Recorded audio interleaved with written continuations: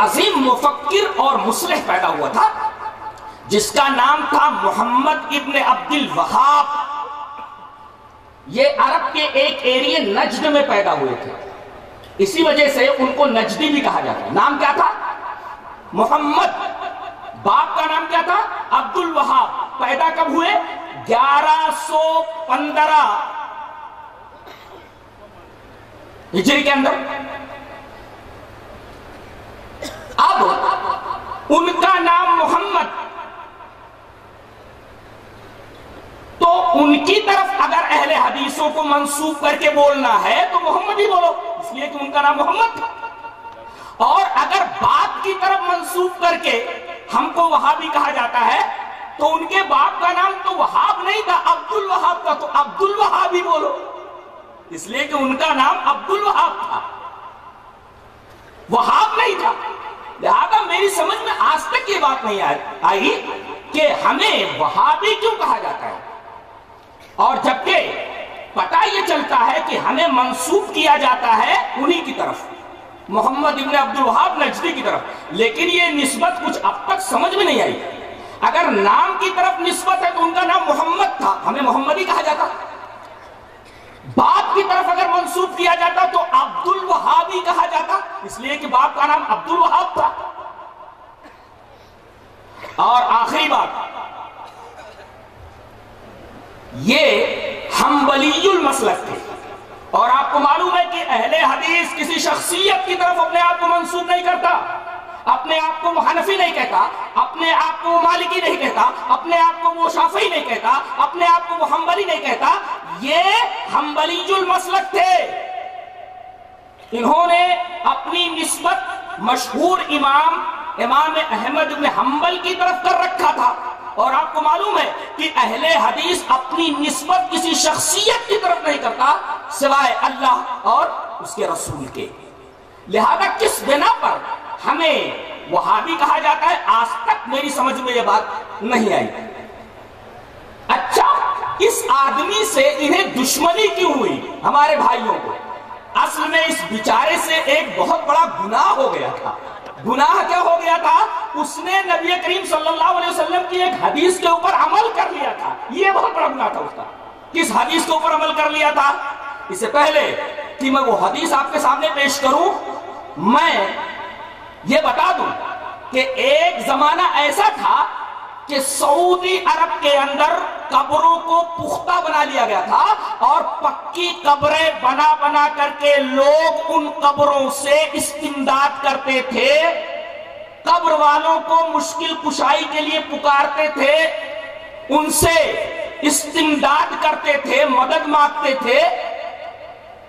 حضرت محمد ابن عبد الوہاب نجدی نے حکومت کی مدد سے ان تمام پکی قبروں کو اکھاڑ دیا اور انہیں زمین کے برابر کر دیا.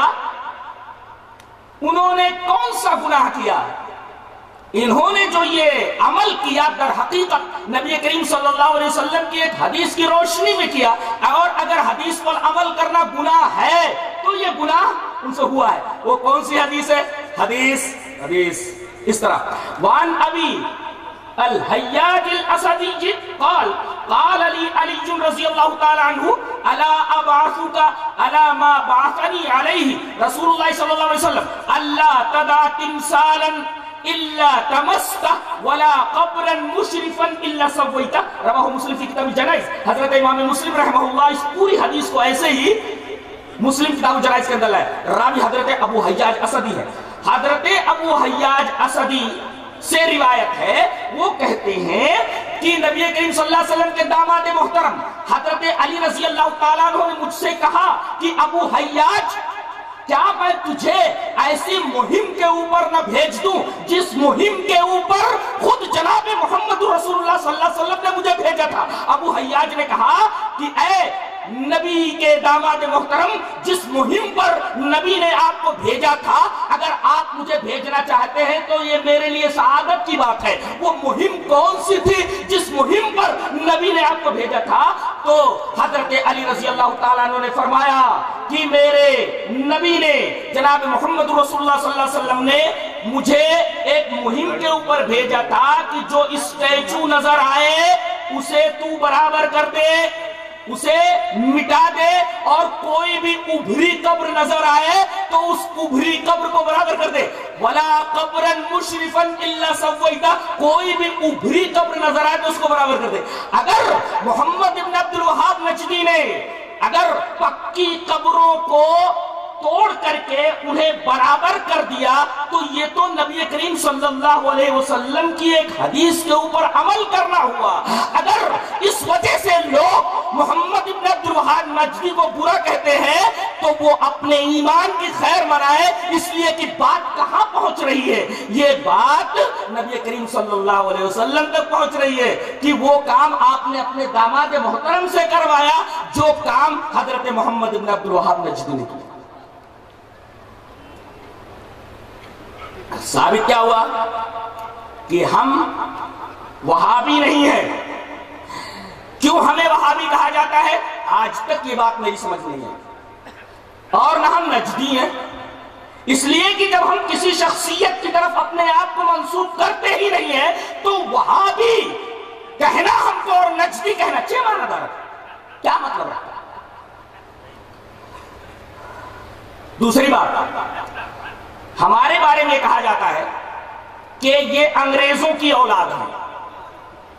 انگریزوں کے زمانے سے پہلے ان کا وجود تھا ہی نہیں، بلکہ انہوں نے اپنا یہ نام انگریزوں سے بنوایا ہے۔ اس سے پہلے اہل حدیثوں کا وجود ہی نہیں تھا۔ یہ نام اہل الحدیث یہ انگریزوں کا دیا ہوا ہے۔ آئیے ذرا پس منظر میں چلتے ہیں۔ 1857 کے آس پاس کا زمانہ ہے، اور اس وقت ہمارا ملک ہندوستان، اس میں ہندو مسلم سب مل کر کے انگریزوں کو ہندوستان کی سرزمین سے بھگانے کے لیے اپنا خون بہا رہے تھے، پسینہ بہا رہے تھے، اور طرح طرح کی تکلیفیں اٹھا رہے تھے۔ اور اس میں پیش اہل حدیث علماء، اہل حدیث نوجوان تھے جو سرحدی علاقوں میں انگریزی فوجوں سے نبردآزما تھے، اور انگریز ان سے بہت پریشان تھے۔ لوگوں نے ان کے کانوں تک یہ بات پہنچائی کہ جو لوگ درد سر بنے ہوئے ہیں آپ کے، جانتے ہیں یہ لوگ کون ہیں؟ یہ وہابی ہیں۔ اچھا، ان کی پہچان کیا ہے؟ بتایا یہ گیا پہچان یہ ہے کہ مسجدوں میں CID جائے، کسی آدمی کو اگر رفع الیدین کرتا ہوا دیکھ لے یا سینے پر ہاتھ باندھتا ہوا دیکھ لے، جان لے کہ یہی وہابی ہے، اور پکڑ کر اسے تختہ دار کے اوپر چڑھا دو۔ اس طرح پکڑ دھکڑ اہل حدیثوں کی چالو ہوئی۔ وہ لوگ جو لڑ رہے تھے، ٹھیک ہے، وہ اگر ہاتھ میں آئے تو جو چاہو ان کے ساتھ کرو، تمہارے پاس قدرت، تمہارے پاس طاقت، لیکن جو لوگ تم سے نہیں لڑ رہے تھے ان کو مسجدوں سے پکڑ کر کے اٹھانا اور طرح طرح کی تکالیف دینا، یہ اس وقت کے اہل حدیث عالم مولانا محمد حسین بٹالوی رحمت اللہ علیہ کی نگاہ میں آئی کہ اس طریقے سے اگر اہل حدیثوں کو مسجدوں سے اٹھایا جاتا رہا تو قرآن و حدیث کی شمع لے کر کے آگے بڑھنے والا ہندوستان میں کوئی ایک بھی نہیں رہ جائے گا، لہذا اس کا کچھ تدارک کیا جائے، کچھ سوچا جائے۔ انہوں نے انگریز حکومت کو ایک درخواست لکھی کہ ہم لوگ وہابی نہیں ہیں اور سارے لوگ انگریزوں سے نہیں لڑ رہے ہیں، ہمارا نام وہابی نہیں ہے، ہمیں وہابیوں کے نام سے نہ پکارا جائے، ہم اہل الحدیث ہیں، ہمیں اہل الحدیث کے نام سے پکارا جائے اور رجسٹروں میں یہی نام ہونا چاہیے۔ جانتے ہیں جواب جو اس کا گورنمنٹ کی طرف سے آیا وہ یہ تھا، غور سے سنیے، جواب یہ تھا کہ ان کو وہابی نہ کہا جائے، بس یہ نہیں تھا کہ ان کی درخواست پر ہم یہ کہتے ہیں کہ ان کو اہل الحدیث کہا جائے، ایسا کچھ بھی نہیں تھا۔ بلکہ یہ تھا کہ آج سے ان کو وہابی نہ کہا جائے۔ کسی بھی خط کے اندر یہ نہیں ہے کہ کسی انگریز نے یہ لکھا ہو کہ بھائی ہم ان کو اہل الحدیث نام دے رہے ہیں، آج سے ان کو اہل الحدیث کہو، وہابی نہ کہو، بلکہ ہر خط کے اندر یہی تھا کہ ان کو وہابی نہ کہا جائے۔ تو یہ کہنا کہ انگریزوں نے ان کو یہ نام اہل الحدیث دیا ہے، یہ تو سراسر اہل حدیثوں کے اوپر زیادتی اور بہت بڑا ظلم ہے، اور جس کی کوئی بنیاد نہیں ہے۔